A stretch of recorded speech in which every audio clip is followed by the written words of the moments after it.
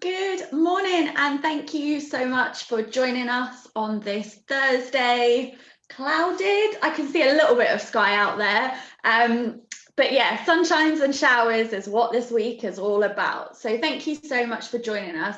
So with all of 24 Degrees webinars, we've got quite a lot of people joining us. So just while we wait, feel free to pop in the chat. Obviously, if we're in a face-to-face setting, you'd be able to network beforehand and meet each other, and we just don't want you to lose that opportunity. So pop in the chat, say hello, tell us a bit about your business. If you want to put your contact details in there, please feel free to do so.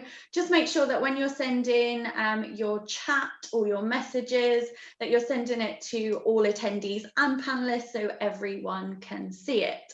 It would also be interesting, we're currently in the process of finalising our face-to-face offering for the remainder of this year. So again, let me know what your thoughts are. Are you wanting to go to breakfast events face to face? Are you want to doing activity-led networking events? Would you prefer to keep some virtual events? Would you want some evening events? You know, what would you prefer, daytime, etc.? Feel free to pop that in the chat comments as well. That would be really handy. So yeah, we've got good morning all from Paul Mitchell. Thank you so much. Morning, Paul.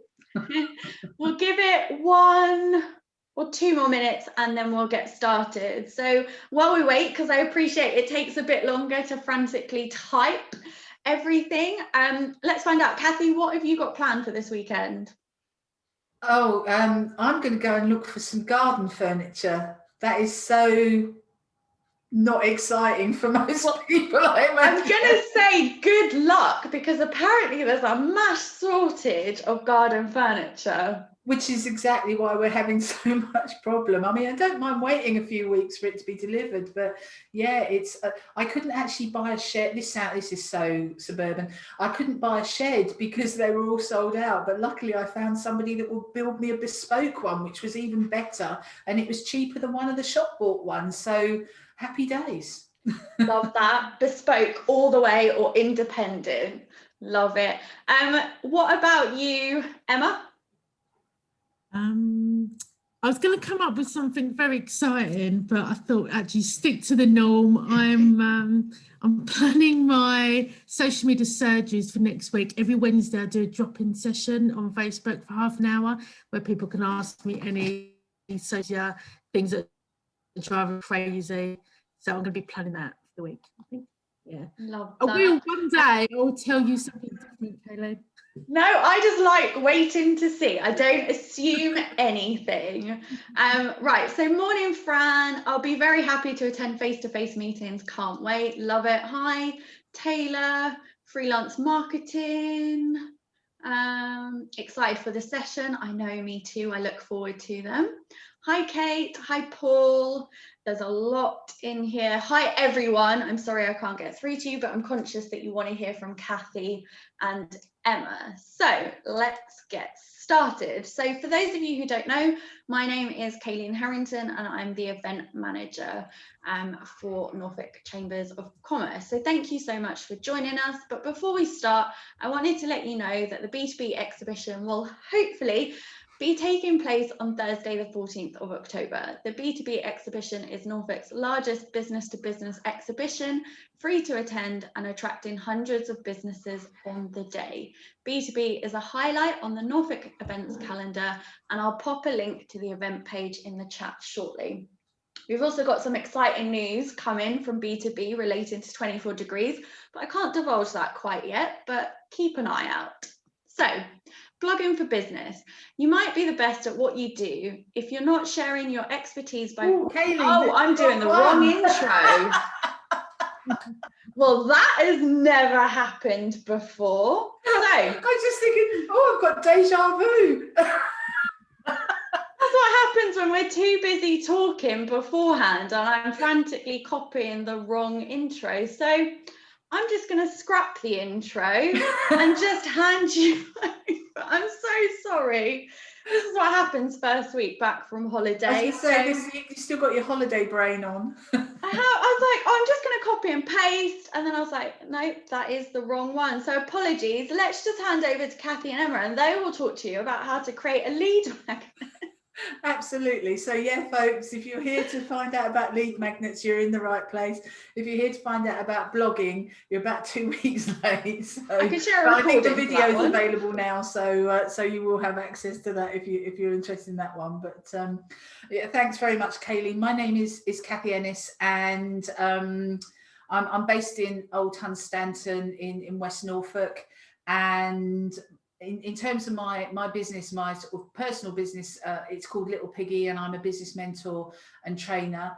I work very closely with my colleague Emma Good, and together we actually have a secondary business called 24 Degrees, which is where we're coming from today, because we use that business to talk much more holistically about business and about messaging and about customer grabbing and customer retention and all of those kinds of things. So yeah, it's really nice of you to be here today, and I'm going to pass over to Emma now so she can say hi as well.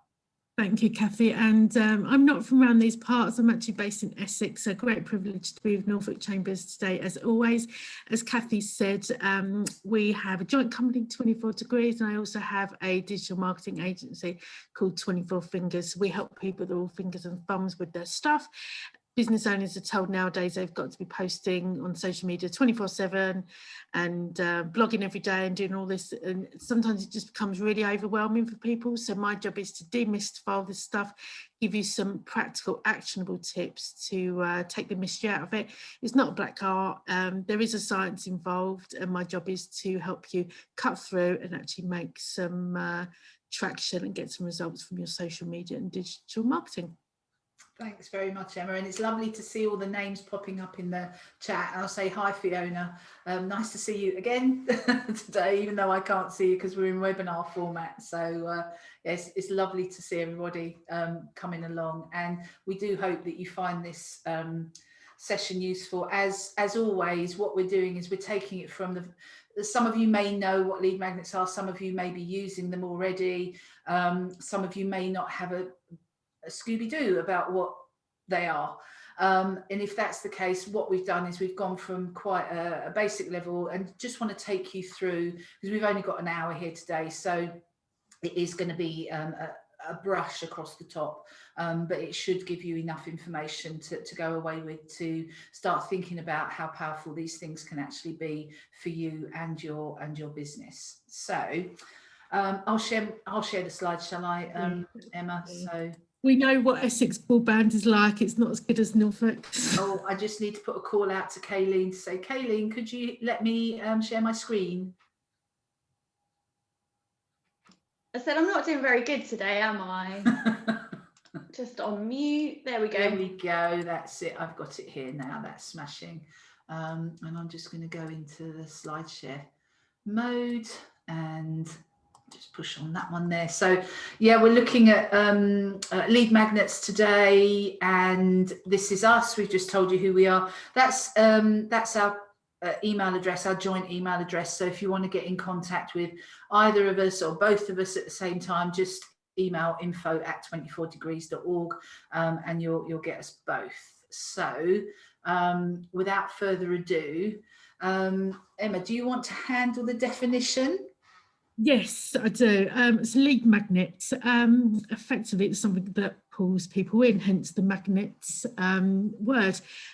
Basically, these are mechanisms in our business that we use to increase the amount of people that know about us, know about our products and services. They can be used across social media, they can be used on your website, but effectively what it is, it's where you create something in exchange for an email address, phone number, a conversation, an appointment from your target audience. We're going to be looking at the protocols of all of this. We're going to look at how to set it up, some examples, but effectively it's something that you're giving away for nothing in return for a something, whatever that something might be. Yeah, and just to put this right at the very beginning, all of this is done within a compliance space. So none of this is around sending stuff to people who haven't said that they want it. It's all doing it within a process that is fully GDPR compliant. So it's very much, we're keen for people to understand that this is individuals self-selecting to receive information from you rather than just sending stuff out willy-nilly. Okay. Can I just add on to that, that a good lead magnet, it can generate thousands of leads per month in your business, but a good lead magnet also needs to be of something of value. Like, nobody's going to give you their email address away for nothing nowadays, because we all get so bombarded with stuff, the amount of offers, etc., that I know I get, whether that's LinkedIn, Facebook Messenger, WhatsApp, you know, email, it's crazy. So we need to make sure that when we're planning the lead magnet, it actually does offer something of value, because we don't get that bit right at the beginning, then none of the other stuff's going to work properly anyway. Yeah, and I think just to pick up on that as well is that your intended audience have to get masses of value out of it, but it doesn't mean that you have to spend masses of money creating it. And I think this is the thing that we want to get across. It's actually providing something that they will find valuable, but is easy to create and is low cost for you to produce. And I will say at this point is that there are definitions of what an ebook might be. For me, an ebook is a substantial item that you just happen to deliver electronically.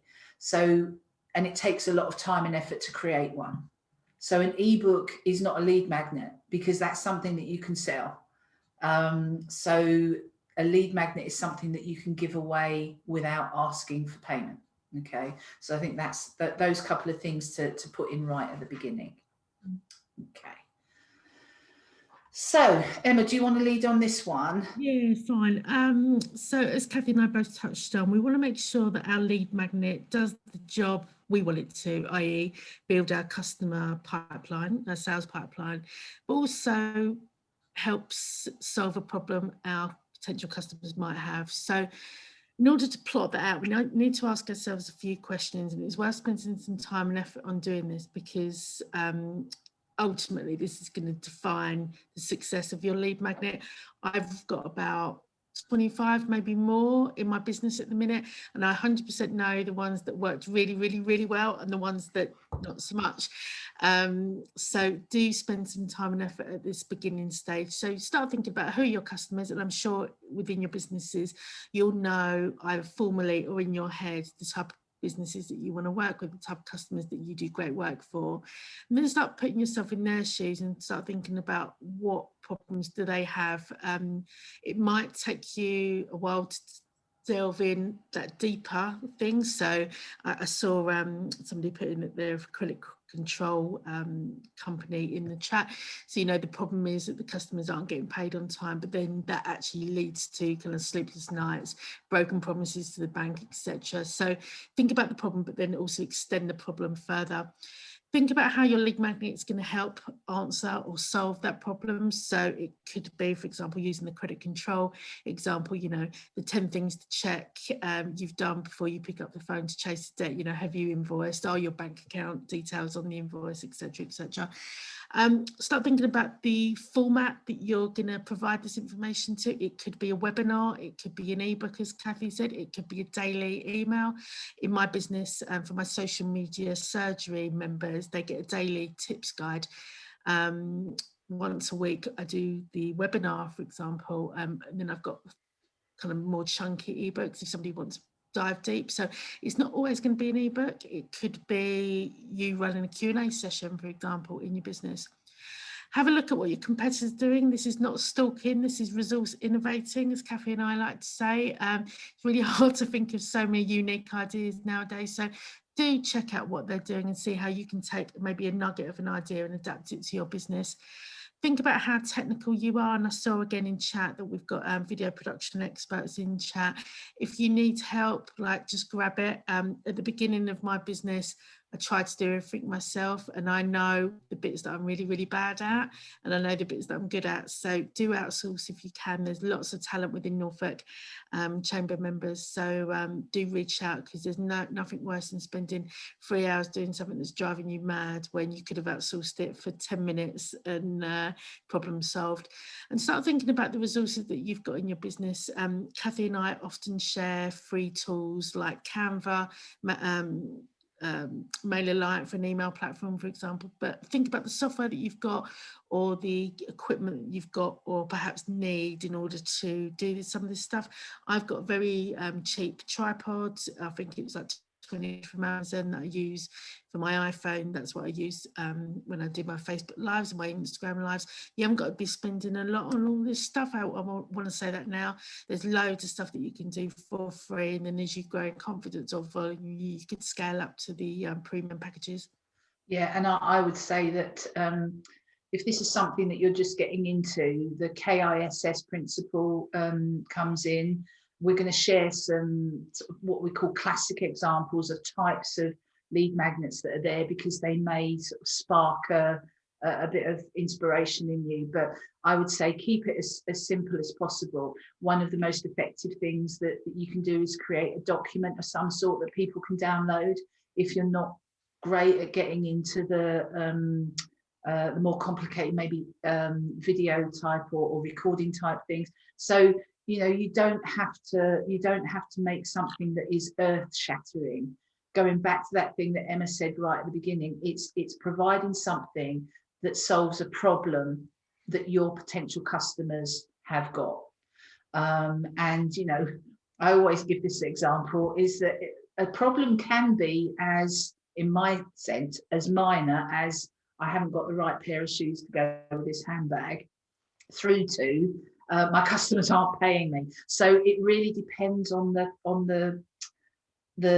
customers that you're attempting to reach.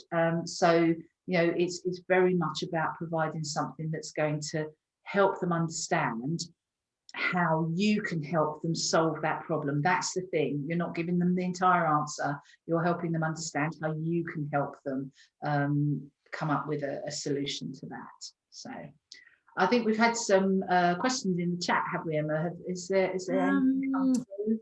We have, and we've had lots of intros, which is fab. Looking forward to talking further to all the companies.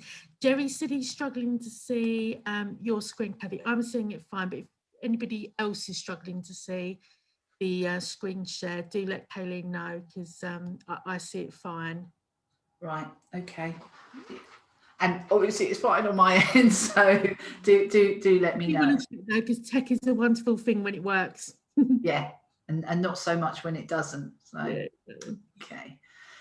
So let's think about what your lead magnet has to do. So as I said, it has to solve a problem. It's something that people want to have a solution to. So if you are an interior designer, for example, a lead magnet could be a seasonal lookbook, so that people could see the trends that there are in terms of interior design. If you are an accountant, it could be the fact that startup businesses need something to help them manage their accounting, because it's not something that they've had experience of in the past. If you are somebody who is starting a business and you don't really know very much about websites, it could be a downloadable resource that does a comparison between WordPress and Wix and Squarespace and various things like that. So it's actually thinking about the problem that your potential customer actually has. It's actually about you as well. And one of the things that I find quite often, particularly when people do a downloadable resource, is that they put a lot of time and effort into creating really good content that can be shared out, and absolutely no thought about putting anything in about them, their business, how people can get in contact with them, how they solve that problem. So one of the things that you do really need to make sure that you do in anything that you create is call out in terms of your business and your ability to solve this problem.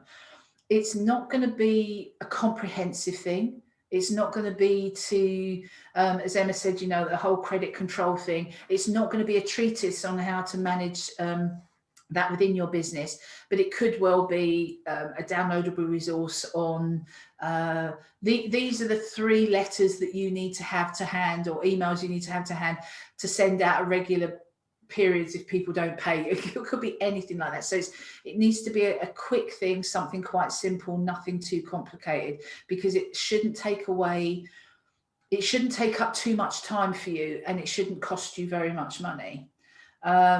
Be specific.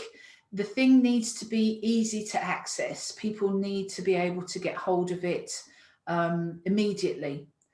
So it's not a question of saying, I've got this resource for you, email me, and then I'll send you a copy of it whenever. It needs to be something where they can basically press a button and get access. Okay. It should be something that people can do easily, or that they can digest easily. And going back to this thing, it has to be of value to them, but a low cost to you to produce. And I just mention this thing about the value. I'm a sucker for these things. You know, if it says there's 10 top tips on something or other, I will want it. And I did this once a few years ago, and it was supposedly a social media planning document. Okay. And I downloaded this thing, and I got 5 pages. The first page was almost completely black, swallowed all my ink, and it just had the logo of the company on the front. The second page was all about the company. Okay. The third page was a box that actually said, brainstorm all of your social media ideas in this box. The fourth page was all about the company and come and work with us. And the final page was the back cover, which again was all black with just a little box down the bottom with their company details in, like the company number, etc. So that 5-page document was basically a box that I had to write in, and I could have just done it on a piece of paper. Now, for me, that was a real swizzle. It was not a proper lead magnet. It got my name and my email address, but it made me never, ever want to have anything to do with that company again. So we really do need to make sure that it does add some value to people. Anything you want to add on there, Emma? I just want to say, we don't have to give the baby away with the bathwater. The lead magnet is a hint, it's a taster, it's a teaser of the massive value that you're going to offer when somebody comes to work with you. So don't feel like we have to give away all the trade secrets. Oh yeah, definitely not. You hint at the trade secrets, but you don't give them all away. Okay, so I'm going to go through some of the types of things that encourage people to provide you with their name and their email address. I've put some examples of stuff that I've got, some examples of stuff that Emma's got, but also some that I've pulled from various places. And, you know, this is probably one of the most simple things, is some kind of calendar or planner. And these are 2 things that I actually made for myself. I have these things on my desk. I use these things on a day-to-day basis, and it's clients kept saying to me, I don't, you know, managing my time, managing my diary, you know, I've got it all on my phone, and then sometimes, so I'm a pen and paper person as much as anything else, and this kind of stuff people will download. It's one sheet, you know, it's just one sheet. It's got my name on it, it's got my phone number on it. So, you know, people can get in contact with me if they want to from that. Now, if you're in a particular industry or business that has has like a workflow or a time flow that your clients need to understand. So you may be an accountant and people need to know when their paperwork needs to be in, or when they need to be doing certain things. And even putting it back, I don't know whether you've ever had this, but my local Chinese restaurant, at Christmas time always used to give us a calendar. It always used to be rolled up so tight you could never open it properly. But the whole point of that was the fact that that calendar was hanging up on your notice board in your kitchen for a whole year. Sometimes what you'll get from printers is you'll get like a yearly planning document, a bit like the one Emma's got on the wall behind her. You know, if you've got something like that that people can get hold of and they're using it on a day-to-day basis, not only have you got their name and their email address, but brilliant, your stuff is in front of them for the rest of the year. So this kind of thing works really, really well, and it's very, very easy to create. And probably a bit cheaper than the wall planner I got imported from America as well. Oh, you see, well, I bought a dead cheap one off Etsy and it only cost me £7. No, I'm not going to divulge. For anybody that's done business, you probably heard, but I can't embarrass myself again. The next thing... If you like it though, message me and I'll send you the link. I've used the catalogue from one of my favourite shops. In fact, for my birthday, I've asked whether I can be taken to IKEA. So that's how sad I am. But, I mean, you may not be IKEA, but you may have a business where you have products, or you know you're selling products rather than necessarily services, and putting together a nice looking, you know, I'm not even talking about a physical thing that goes in the post. I'm thinking about something that you can create as a PDF, but having a nice downloadable catalogue or a brochure for the products and services that you create and that you sell is another way to actually get people to share their details with you. If you are a larger business that has lots and lots of products, you could even consider having a printed version that you send to people through the post as well, because that then means that you've got another added element for connection and contact with those people. But these work really well, and I think that I know a lot of businesses that sell product actually would put maybe on their websites, they might put like one of those faux brochures, you know, with the pages that flick across, which is actually really, you know, it looks really nice on the web. But if you are somebody who likes to, say, sit and choose some garden furniture, you might want to actually have a physical catalogue rather than necessarily just an e-one. So this is actually a really useful lead magnet that you can create. And Emma, you came out of the printing industry. Print's my first love. I can never forget it. I've done that for 25 years, show my age now, and trade secret with the IKEA catalogue and the big catalogues like the Argos. Basically, one binding line wasn't big enough to have all the different sections because it's so thick.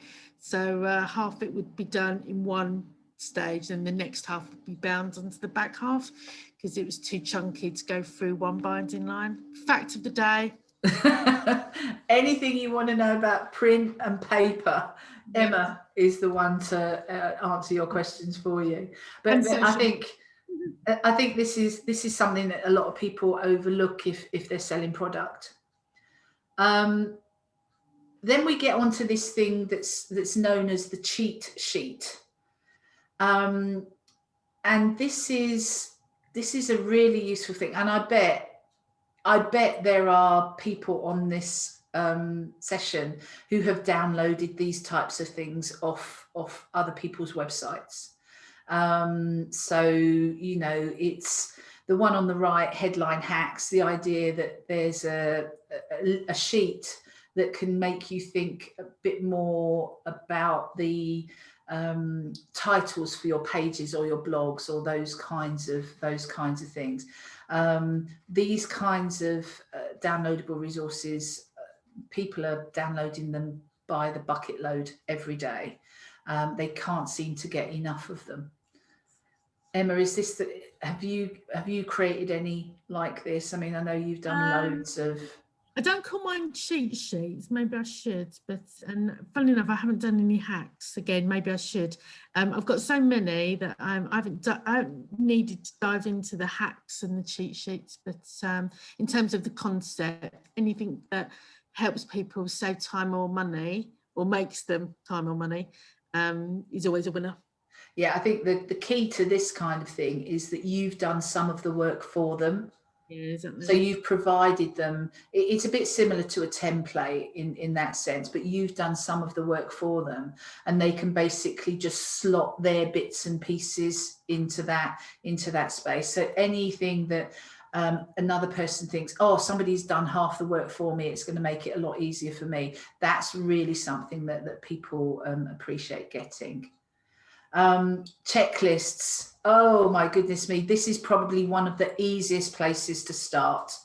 You know, if you provide somebody with a list of what they need to do in order to get a particular task done, to start something, to engage with people, the potential is absolutely huge. So, you know, both Emma and I have done some form of checklist around social media, but you can see, you know, we've got an example here which is about, you know, checking that all your on-page SEO is actually right. So these fly off people's websites if you put these kinds of things out there for people to buy into. Quite a few of your things are around checklists, aren't they, Emma? It's, you know, do this, then do this, then do this, then do this. I didn't even realise that I'd done a pun there, the handy. I just looked at it, I wrote that so long ago, I didn't even realise that I'd done that, but yeah. This one is actually really useful if you're thinking about engaging with people along the line to do some kind of course that you are creating. And so the idea is that you create a little snippet or a sample. This could be done as a video. Another way of actually doing it as a lead magnet, and I'll mention this in a little while, is as a webinar. So you could take one element of what your course is about and offer that as like a half an hour or 45-minute webinar to gauge interest in the topic. But that then also gives you the opportunity to put the potential of the whole course in front of people. But if you do it as a recording, like this one is, you only need to do it once and then just let it run and run and run. And particularly if the course you're offering then is online as well, so it's a pay for and sort of downloadable thing, you can set this going and then just wait for both the interest for the course sample and then hopefully the ching ching ching of people signing up for the course as well. So that's a really useful thing. And I was going to say, if anybody is wanting to do a webinar but not sure about the technicalities and how to make it that it appears live but it's not, it's a pre-record, do book in to chat with Kathy and I, because we can share some ideas on how you can sort that out fairly easily and cost effectively. Yeah, absolutely. This works well. I'm not a massive fan of discounts. You know, my cry is always don't discount, always add value. But if you're more in a retail space, they can work, as can things like free P&P. So Emma and I were talking to a business actually last week, and we were saying to that business that, you know, when you do your follow-up with people who express an interest in what you do, maybe one of the things that you need to send through to them is, you know, thanks very much for your purchase, or thanks very much for your interest. Here's 10% off your next purchase plus free P&P if you just use this code. That works really, really well in terms of product. So, but I'm not a huge fan of emblazoning, you know, 10% off your first order, because people, there can be a psychological impact of that, and people thinking, well, it should be 10% cheaper in the first place. So, you know, I think it's much better to have it as a lead kind of thing, or as a follow-up maybe from somebody that you've done business with or who has expressed an interest in your company. This is one of the most effective ways of, you won't maybe get thousands of people, but actually it is a good way of gauging whether you're answering the questions for people correctly. And it can actually lead to a direct working relationship as well. So both Emma and I offer discovery calls. We offer them because people have questions and we want to help people answer those questions. Sometimes that call turns into a client, not always, and we don't expect it to always turn into a client either, which is why we always say to people, if you want to ask us a question, book a call, because that's what we're there for. But it's a really, really valuable way of getting to know what people are interested in, getting to know what the problems people have that maybe you can help them answer or deal with. So having the opportunity to talk to somebody for 15 minutes, half an hour is invaluable. Going back to that whole thing about low cost but high value.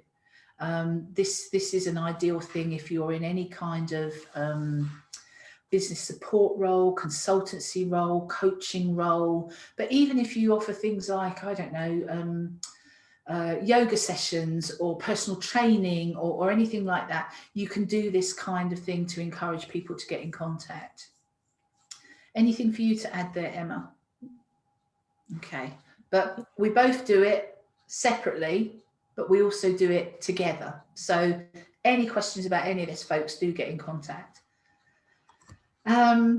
Free trials, free trials of something. This is the email marketing system that I use, ActiveCampaign. Emma uses Campaign Monitor. Those are two of hundreds of options out there, but the vast majority of them will offer you 7, 14, sometimes 30 days use of their product before you decide to buy. I'm just going to be working with Xero, the accounting software, and I'm in a free trial with that. I'm going to use it anyway, but I thought I might as well have the month free before I start paying. So if there's something that you can offer where people can have a go for free for a while, then why not do that? Emma, this is a bit like your social media group, isn't it? Yeah, so basically the social media group, they come along for, or people come along for a free session if they like it. They can opt in, and it's really low cost. It's £10 a month for weekly meetings, but it's a try before you buy offer. Yeah, and actually a lot of say paid for networking groups, they offer this as well, don't they? Come along to 2 meetings. And if you know, give it a go. If you like it, then you can join. If you don't like it, but you can also offer things to people in terms of this free usage. So if you've got a bit of software, for example, or something like that, this is a great way to actually get people in and on board. I'm going to leave this one to you, Emma, because I know you're the queen of quiz. Yeah, we do like a quiz, and inherently people are curious about themselves, aren't they? So we can hit that ego thing and hit that spot, then you will do really well to set up a quiz around them, not you. And the beauty about this is, depends on what the answers are, and they've self-selected what type of products and service they want from you. So if you know what type of entrepreneur, what type of entrepreneur are you? If the answers come back that actually somebody's got a great vision, but perhaps struggles with the process, not looking at anybody in particular, you might then be able to offer them a guided service that's going to help fill that problem while letting them concentrate on the big picture stuff. Yeah, and I've seen these used across the board in different types of businesses. So, for example, if you are say you're a personal trainer, you might ask questions which would then give people some relevant information based on their answers. But some people may fall into that they need, I don't know, legs, bums, and tums. Some people might fall into where they need HITT, high impact, whatever. You can tell I don't do that. Some people might fall into the fact that they don't like actually working out in the gym, but they prefer doing sort of functional exercise. It's a way of providing them with some valuable information, but also it helps to segment them so that you can target them afterwards with things specific to their needs. And I think this is a brilliant way of doing that, rather than just sending blanket stuff out to everybody all of the time. And you will see this on the increase in terms of how businesses are engaging with people, perhaps that visit their websites and various spaces. Okay. Reports and white papers. So this is a slightly longer thing. So maybe you will have done a bit of research around something and collated that all together. You'll find this in lots of different ways. I mean, the ones that I quite like and I use quite often is a lot of the social media, the top social media organizations will do an annual outline of the standard image sizes on social media platforms, because they keep changing them. So you get hold of that once a year. You know that if anything you're creating for your social posts is going to be the right size image. So this would be something that would have a bit more shelf life. It wouldn't be like something that is maybe available for a few weeks and then you'd change it up to something else. This would be something to demonstrate the true expertise within your business. Okay, and they do work really well. I probably have a little bit more content in them than some of the others. Okay. Oops, come on, that's it. Swipe files. Sorry, some of these terms are Americanized, but that's the way the world is at the moment. This is where you might pull together a set of things that people can use, or a very specific thing. So here's something I use and I've bundled them up together into this thing, and now you can have it, you can swipe it from me. So this is really really a useful thing. You'll see that some of them have similarities in terms of what they are, but I've tried to be as expansive as possible in terms of the types of things that you can do.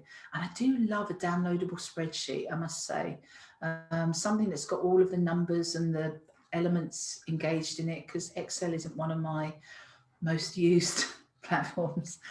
So those kinds of things are very useful. Anything to add there, Emma? No. Okay. Here's one of yours. Templates. You can see that there is a simple thing here. So the one on the right hand side is something Emma has put together, because one of the things we're always on to businesses about is analytics and measurement. So this is a template that she's created where you can actually put in say the number of followers that you've got on a social platform, and each month you can register that in this, and it will show you your growth over a period of time. There's a measurement as to whether that platform is working for you or not. So that's a great thing there. You can see one here. Here's a template to show you how to really lay out your Facebook ads so that it gets more value. So these templates are really useful things. I'm thinking about some of the design sites I use, like Canva. Every week they'll send out an email that will be our top 10 templates, top 10 Instagram templates of this week, or something like that. And so, I can go in, I don't have to think about it. I just need to change that to my colors, and I can use that template to post some of my social out. So they work really well. And toolkits, a collection of resources that can help people to do things,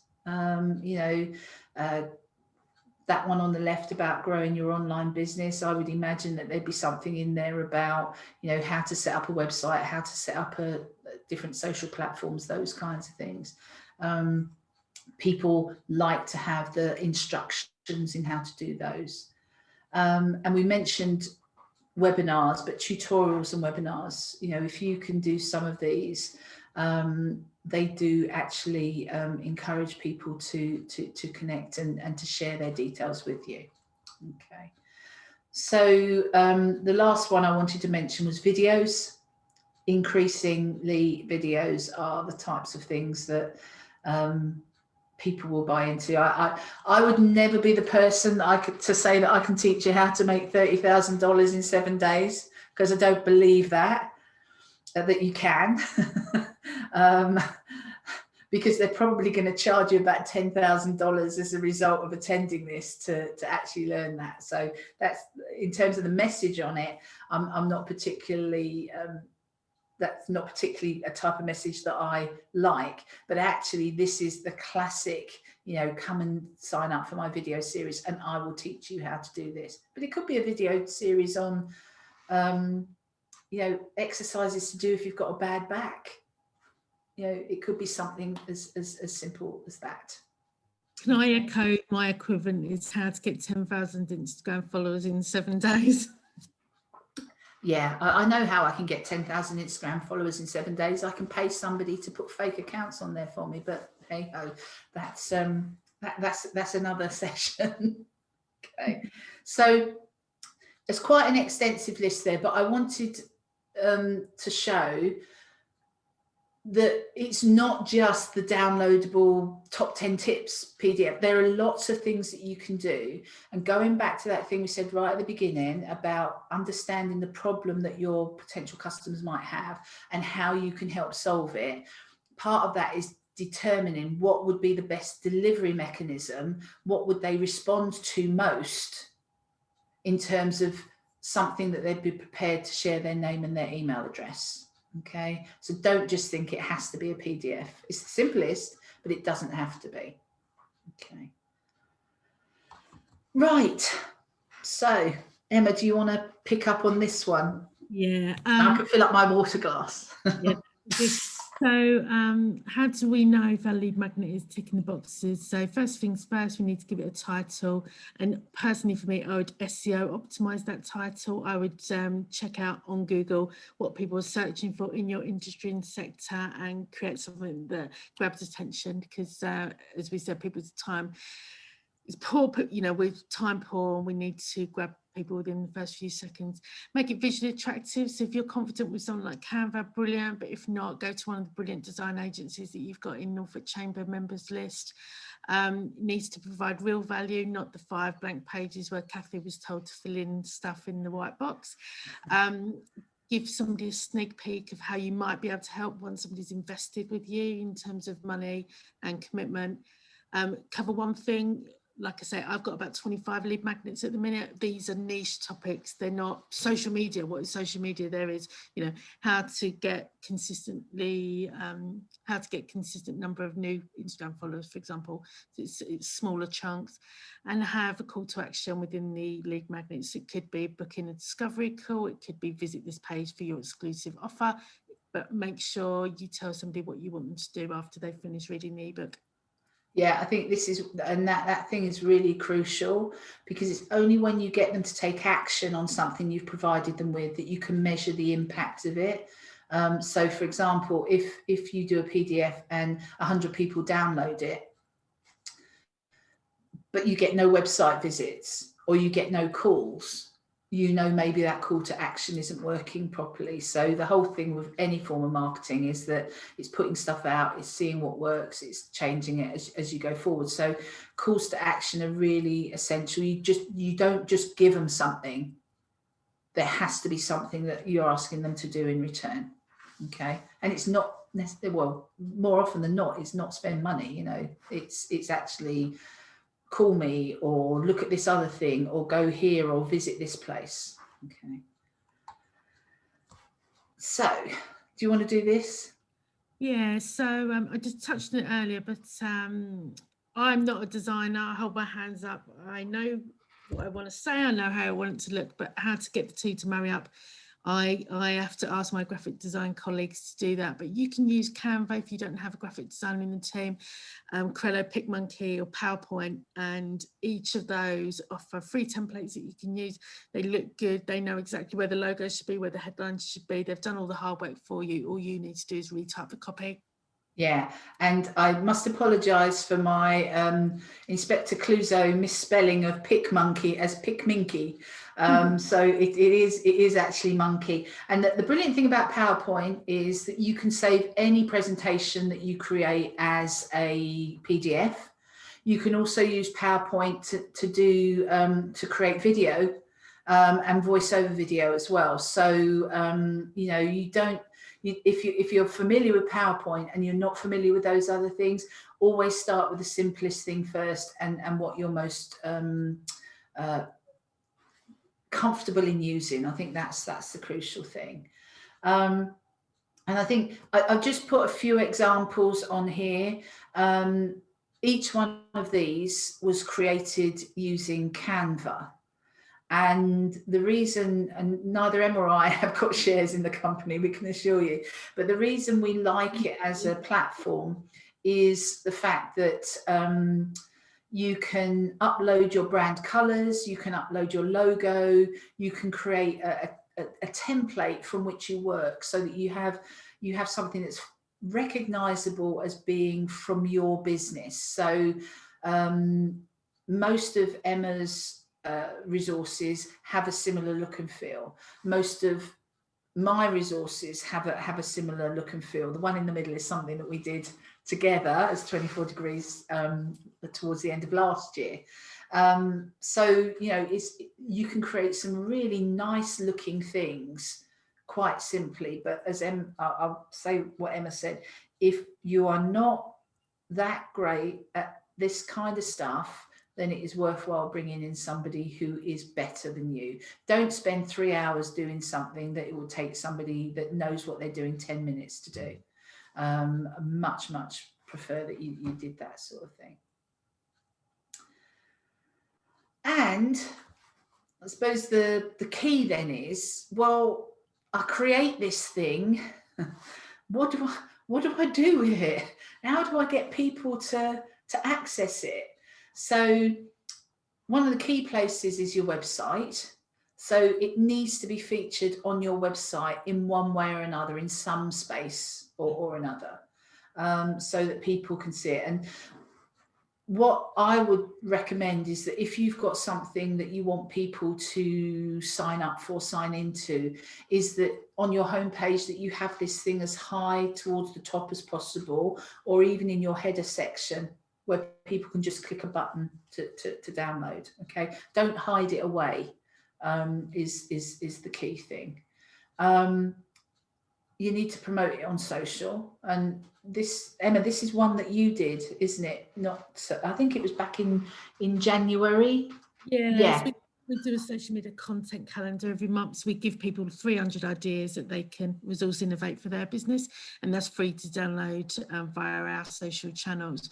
I would say on this, it's all brilliant creating a lead and spending time and effort in making it, but please do make sure you get enough eyeballs on it, because there's nothing worse than when we hear people have spent time, money, resources, they've paid a graphic designer to create something, they've spent money on a copywriter to write it, and then nobody's seen it. That's like criminal. So do make sure that you've got enough organic reach in order to get people to see it and then download it. And don't be surprised to know the number of people you need to get it in front of before people actually download it. So Kathy and I talk about a typical conversion rate of about 1 to 3%. So that means 10,000 people need to see something before 100 people get to the landing page to download it. And of them 100 people, one person on average is going to download it. So 10,000 to 1, that's the kind of ratio we're talking about. And anybody that says that you're going to get hundreds of downloads from just 100 people seeing it, like, please don't take that with a pinch of salt, because in the majority of the campaigns that I see going out, it is very much a kind of 1 to 3% ratio. So start thinking about how you're going to get all of these people to see it, let alone download it. You've got to get the eyeballs first before you even get them to download. Yeah, absolutely. And I don't I want to think put anybody off, but I want to be realistic. Yeah, precisely. We don't want to put the kibosh on anything, but actually we're all about being realistic and the processes that you need to put in place to make these things happen. You can't do something once and expect it to have an impact. You've got to do it multiple times.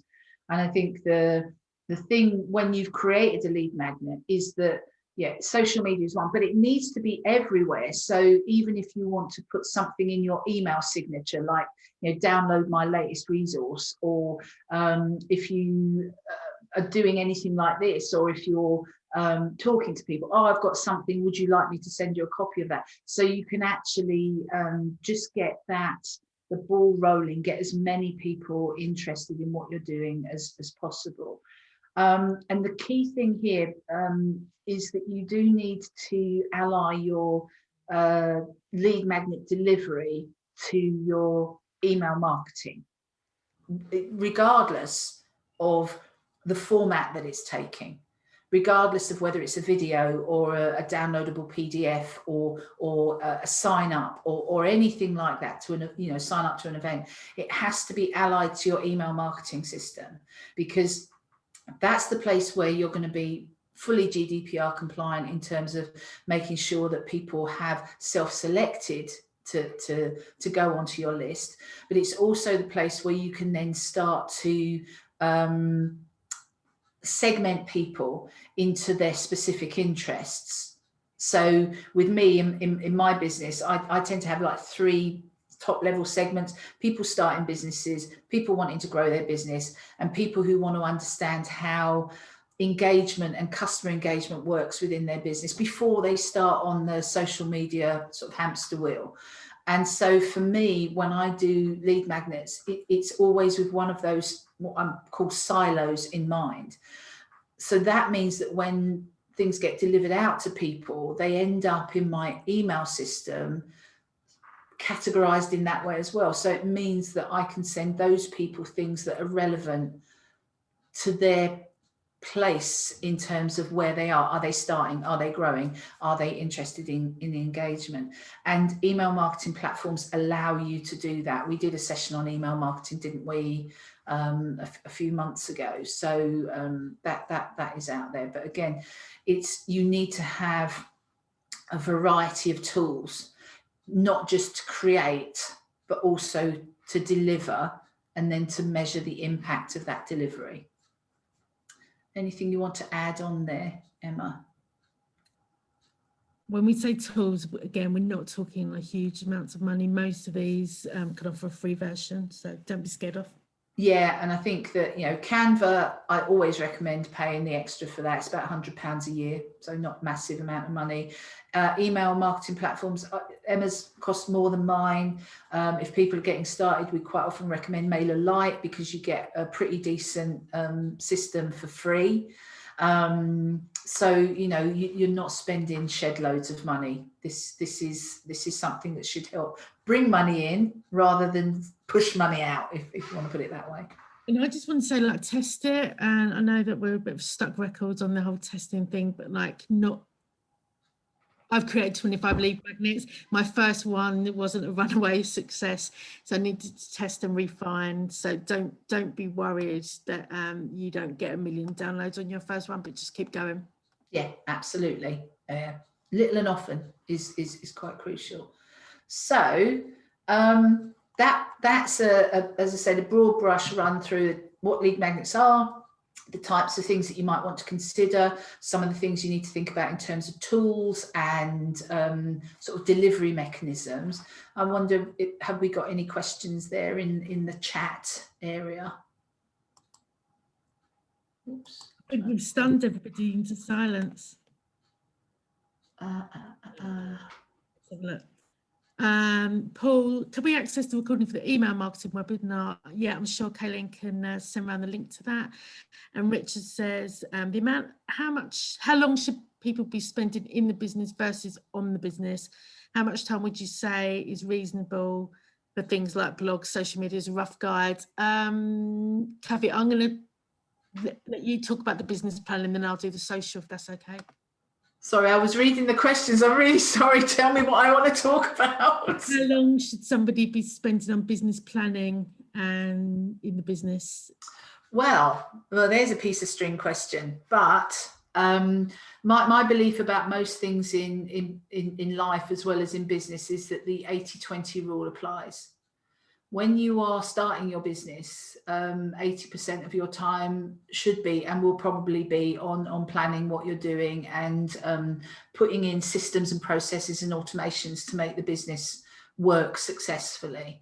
What you should be working towards is flipping that figure so that you are spending probably 20% of your time doing the planning and 80% working with customers. So if you are a single person business, and a micro business, the equivalent of 1 day a week in a 5-day week would be what I would be looking at. But it would not just planning, that would be assessment and measurement and things like that as well. But actually the kinds of things that people think of as being time wasters, I haven't got time to do that because I've got to speak to this client, or I haven't got time to do that because of XYZ. They are more likely to be the things that will keep your business solid and steady and bring you more customers. So the stuff that you chuck to one side is often the thing that you should really be concentrating on. And for me, blogs, social media, how long should you be spending? So if you spent 15 minutes a day on your social, that's 8 hours a month. A blog's going to take you probably 2 hours to write. So for me personally, if you did like half an hour to an hour a day, that's the equivalent of 2 to 4 days a month. So, at the top end, that's a day a week. And at the bottom end, it's half a day a week. But to do it properly, you do need to invest in it, whether that's yourself or to outsource it. It's not something that you can do on a Monday and then leave again to the following Monday. Like Kathy said, it's drip, drip, drip. And the algorithms want you to be like water rather than fire. So it's little and often. Yeah, and I think that this is, I'm of the belief that business owners need to understand what has to happen, but then that understanding should lead to getting somebody who's an expert in that to do it, because what we should be doing in our own businesses is delivering the stuff that we're expert at. And there's nothing that says that if you're an accountant that you should suddenly be an expert in social media, graphic design, accounting, all of those kinds of things. You need to know how they complement the business, how they work in the business, and how to instruct somebody to do it for you. But you should be working towards paying other people to do it. So that phrase that we use all of the time, do what you do best and outsource the rest. So yeah, that's very much, that's how what I tell my clients anyway. So okay. Paul said, yeah, do we offer, if we don't offer a discount as a lead magnet, is an intro offer an alternative method? Yeah, I suppose it depends on what you're selling. If it is a product, but I think about this in terms of lots of things. As I said, I always encourage adding value rather than taking money off. So if you're in a service-based business, it could be that if you, a lot of people will do, say, book for 6 sessions and pay for 5. Okay, no, book for 6 sessions and pay for 6 sessions because that's how much those sessions cost. But I'll give you a copy of this book, or you'll have this diary that we'll work through, or you give them something extra. And I think in terms of discounts, even within retail, I think the things that should be discounted are things that are coming to the end of shelf life or end of range. So again, it could well be if you buy this thing, we'll throw one of these in as well. So I'd probably think slightly differently in that box.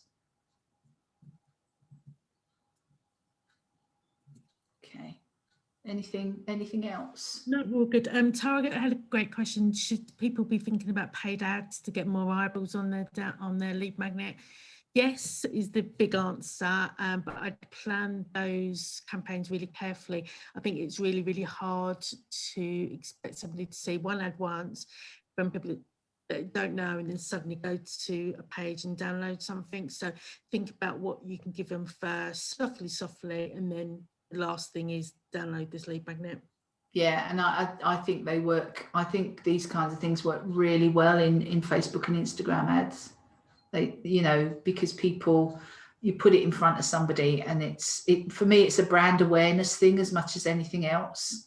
So they do work well. But again, pay for stuff when it's right to pay for stuff, rather than necessarily going the whole hog.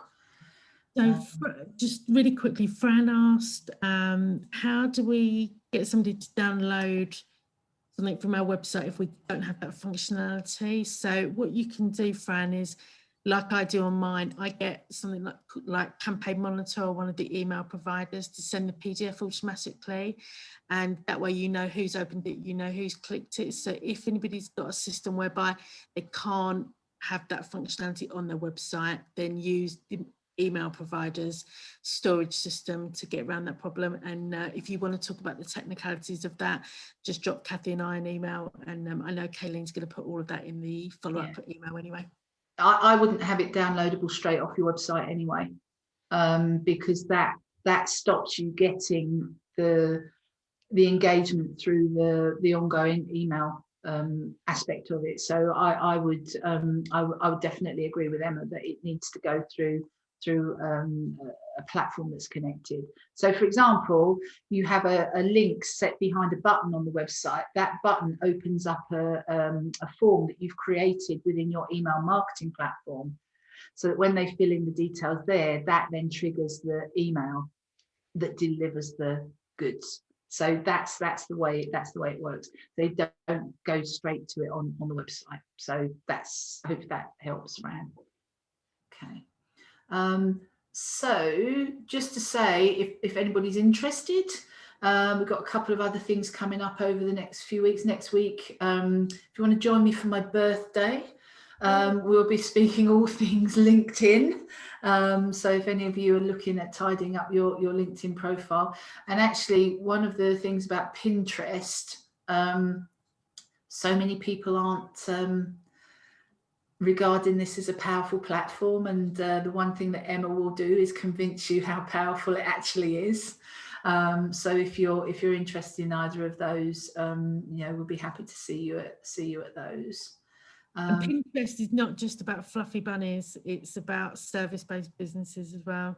Absolutely. And Emma's got the third largest examples. search engine in the world. Absolutely. So I'm going to stop sharing there now, and see if there are any sort of final comments or questions or anything from people, and if Kayleen has got anything that she wants to say.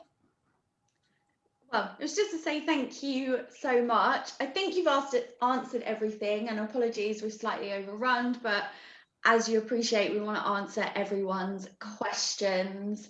I know from what you were saying, I hosted another event, and they said to think of it as a meal deal, so enhancing what you're offering to add value rather than giving discounts. And when they said a meal deal, how you go in just wanting a sandwich, but actually when you see that for, I don't know, 50p more, you can get a pack of crisps and a drink. If you can tailor that to your business, and then people will be like, oh, that's a better deal, rather than giving a discount. I was like, oh, I get that a lot more. So yeah, that made me think of that.